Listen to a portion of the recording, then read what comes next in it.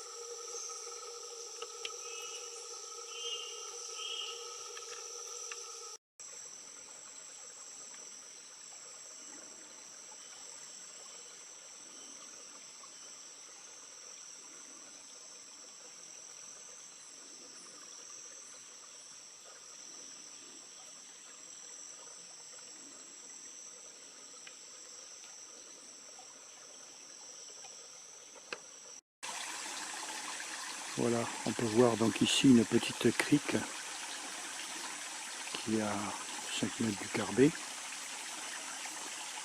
Elle remonte jusqu'ici.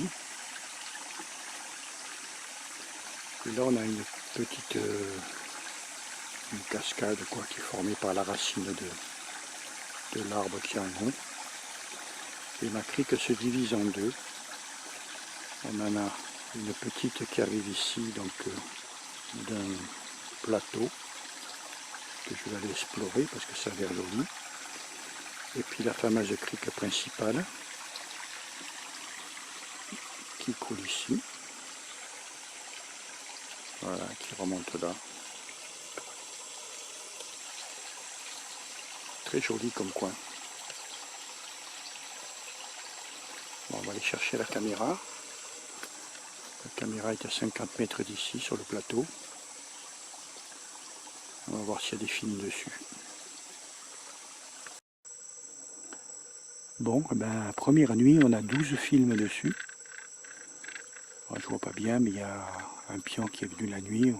Ça c'est obligé, manger l'ananas. Et puis on a un agouchi qui est venu plusieurs fois ce matin. Donc je vais la laisser là. Par contre, il faut que je retourne au camp parce que les piles clignotent en rouge, elles sont à 6%. Donc voilà l'endroit. Il y a juste du maïs par terre. Quelques tranches d'ananas. Alors là, on voit que ça a été mangé là-bas. Voilà. Celles-là, elles ont été mangées par le pion. L'agouti est venu se trimballer sur le bord. Même, à un moment, il a posé son cul en plein milieu du maïs.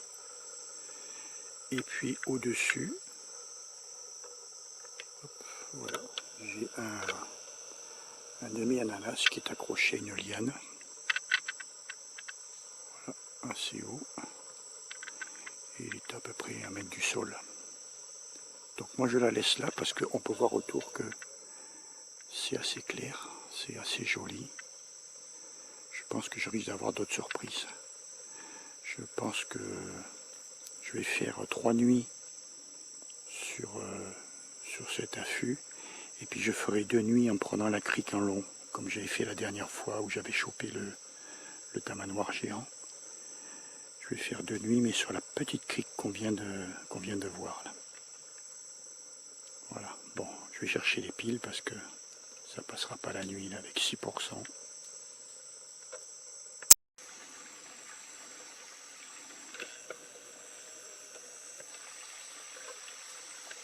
Voilà, on voit la petite cabane, là elle est à 30 mètres. Alors j'ai mis quelques branches sur la bâche et puis autour, pour qu'elles soient un peu plus camouflées. Et ben, ça rend bien, hein, elle se confond pas mal avec la nature. Elle est en plein soleil. Et c'est vrai que ça casse un petit peu les formes. Voilà, donc c'est le 3e jeu de piles que je mets. Donc j'ai usé deux jeux de piles depuis que j'ai la caméra. C'est vraiment pas beaucoup. C'est vraiment pas beaucoup. Voilà, j'ai cette petite poche qui me permet de mettre juste mes 8 piles dedans. 2, 4, 5, 6, 7, 8, ouais. Voilà.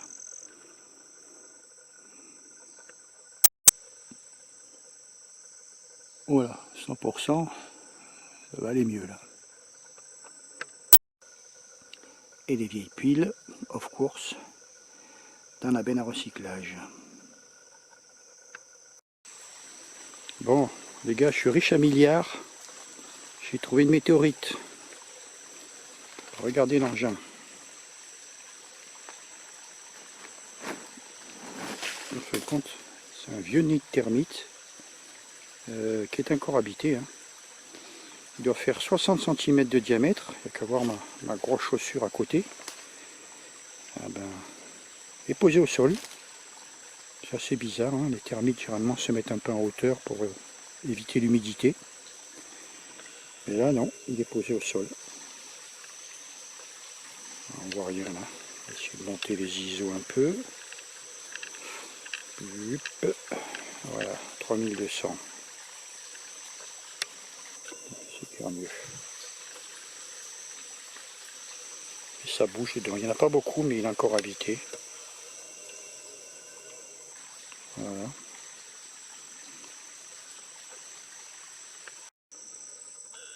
Un beau terrier, là aussi, je ne l'ai pas vu à l'aller. Et la terre est tassée à l'entrée. Il doit être habité. Et c'est gros ça, on dirait du pakira. Je vais aller voir de plus près. Bon, nous voilà sur le terrier. Alors tout de suite, bon, je vois que c'est du tatou. Hein. C'est du tatou. Parce qu'on voit, vous voyez ici, les traces de queue. Il y en a deux là. Quand il monte avec sa queue traîne et puis il fait des traces comme ça. Et un cochon, il y aurait plus les sabots seraient pointus.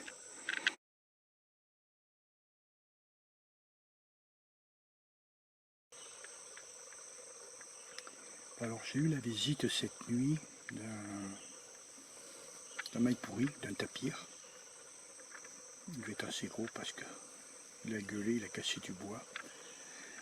Ça devait être à 4h30 du matin. Je dormais point fermé. Je me suis réveillé à 6h30. Puis il est arrivé là derrière, dans cette partie, là ou par là, dans ce coin-là. Et j'ai dû bouger dans le hamac en dormant. Et là, il a poussé, il a gueulé comme cassé du bois. Il a commencé à courir, il s'est arrêté, il a regueulé encore, puis plop, il est parti. Moi j'étais à moitié réveillé, j'étais en train de me demander si je rêvais ou pas. Non, non, c'est bien lui. Et j'ai été voir, on ne voit pas d'empreinte, on ne voit pas de traces. Donc il y a peu de chance pour qu'il revienne maintenant qu'il sait où je suis. Mais voilà, quoi. À moins qu'il se prenne à la caméra plus loin, on en a mangé un peu le maïs. On va voir.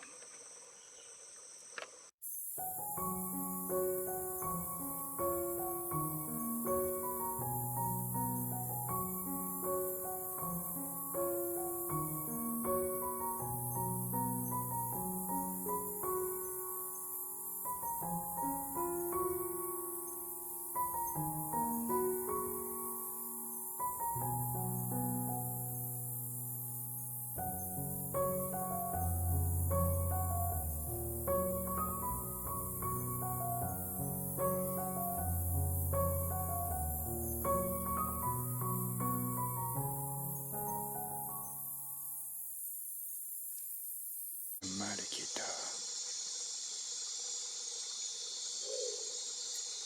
à 20-30 mètres de moi, en train de chanter. Un duc assez grand quand même.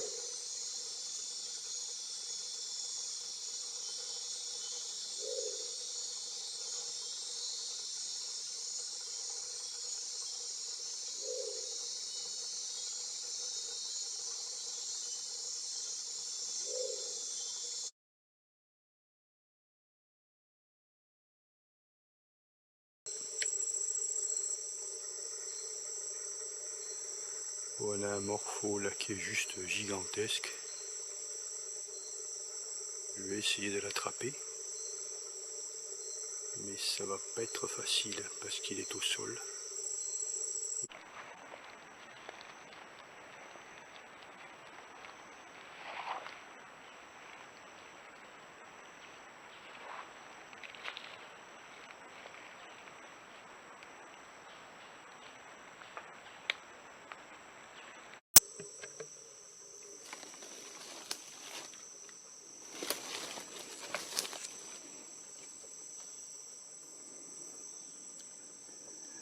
J'ai quand même réussi à l'attraper. Mais il est abîmé celui-là. Donc c'est un autre morpho avec un petit peu de bleu au milieu. Voilà. Il est joli aussi. Hein. Allez, 1, 2, 3. Hop là. Voilà un autre un petit peu plus modeste. En taille. Mais avec aussi de belles couleurs. Alors, il est abîmé aussi. Hein. Donc il est tout marron foncé, presque noir. Avec deux bandes, arrête de battre des ailes. Voilà. Avec deux bandes orange. Pas mal aussi. Mais plus petit. Allez, 1, 2, 3. On s'en va.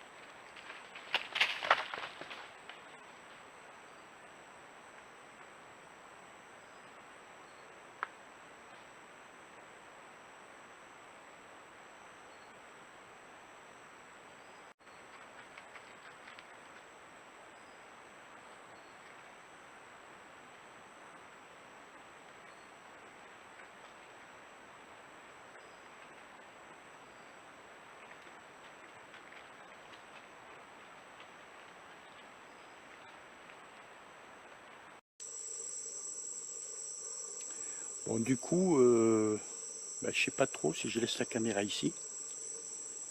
Parce que là, elle me prend tout le temps un gouchi et puis un pion. Mais il y a un beau plateau. Là, j'ai un petit nameau qui vient de me siffler dans le dos. Il était à peine à 15 mètres de moi. Là-dedans, on voit que c'est très très clair. Voilà, il devait être par là. Il a foutu un coup de sifflet pendant que j'étais en train de regarder les films sur la caméra. Et bon, il y a 3 nuits. Hein. Je vais aller laisser une nuit de plus. Un cas qui passe autre chose. Sinon après j'ai le choix entre la mettre sur le bord de la crique, un long, ou plus bas ici, il y a une sorte de vallée très claire, la mettre en hauteur, puis qu'ils prennent loin, pour essayer de choper de la biche, ou peut-être le maille pourri qui est venu le premier soir me faire du bruit là, à côté de la tente. On va essayer une nuit de plus. Hein. Voilà.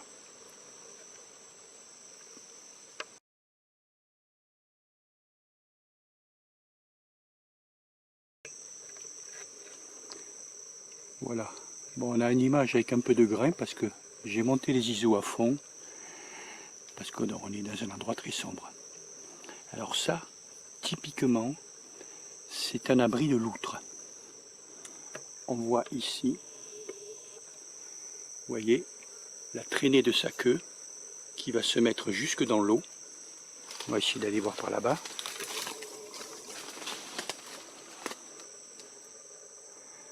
Voilà.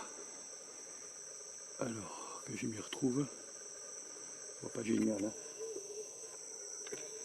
Voilà, on voit bien la trace ici de sa queue. La terre qui est tassée, c'est l'endroit où elle remonte pour venir se mettre donc là-dessous à l'abri. Se reposer aux heures chaudes et puis manger son poisson. D'ailleurs c'est bizarre qu'il n'y ait rien. On va regarder. Bon, c'est plein d'empreintes partout. On voit très bien ces petits doigts ici. J'en ai vu une autre où on voit... alors ça serait du cochon, il y a du sabot. Voilà. Vous voyez celle-là. On a le coussinet à l'arrière et puis les quatre petits trous. Ça, c'est de la loutre.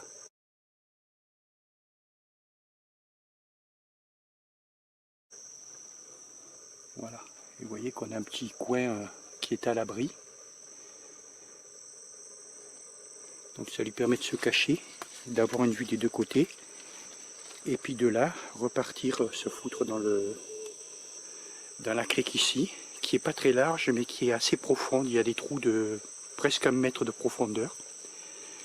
Il y a du poisson, puisque c'est la même crique qui passe derrière mon carbet. J'ai entendu chasser pendant la nuit plusieurs fois, donc il y a du patagaï, il y a des poissons assez gros qui font 200-300 grammes minimum.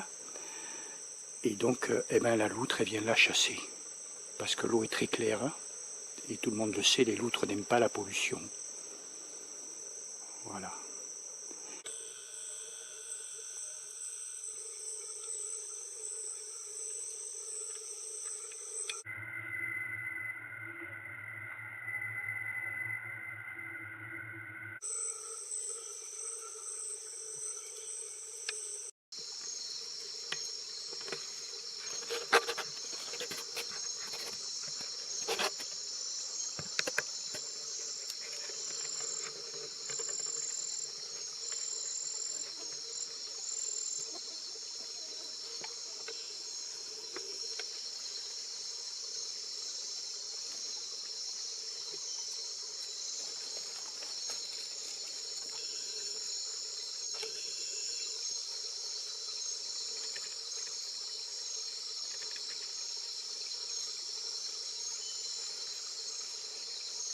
C'est pas chier lui. Ouh, la vitesse qu'il a traversée.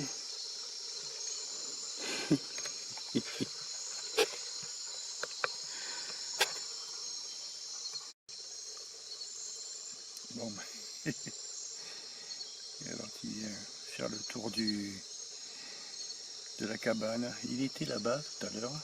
Le temps que j'attrape l'appareil, je décroche, j'entendais marcher à 1 mètre ou 2 de moi. Il a fait le tour, il est passé de ce côté au moment où je me mets à filmer. Je ne sais pas ce qu'il cherche, parce qu'il n'y a rien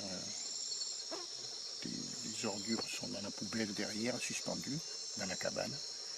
Donc voilà, il fait son tour. Et puis dès que je me suis mis à parler, il a pris le tronc, la passerelle, il a retraversé la crique à toute vitesse. Bon ben...